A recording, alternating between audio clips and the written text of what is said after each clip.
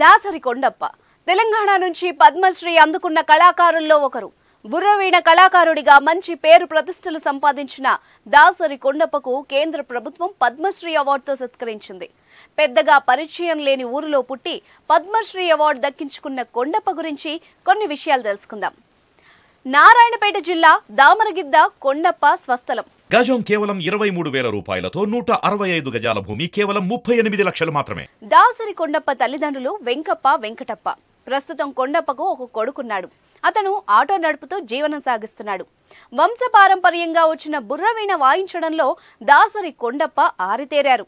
కొండప్పకు తన తండ్రే మొదటి గురువు. తండ్రి దగ్గర బుర్రవీణ వాయించడం నేర్చుకున్న దాసరి కొండప్ప మొత్తం 24 రకాల శబ్దాలను వినిపించగలరు. దాసరి కొండప్ప ఎక్కువగా ఆత్మతత్వం, జ్ఞానతత్వానికి సంబంధించిన పాటలు పాడుతూ ఉంటారు.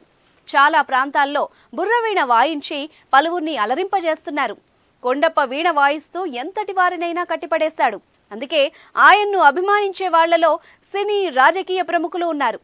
తెలంగాణ రాష్ట్ర అవతరణ దినోత్సవంలో రాజ్భవన్లో తెలంగాణ రచయితల వేదిక ఆధ్వర్యంలో కొండప్పను సన్మానించి జ్ఞాపికలు అందజేశారు.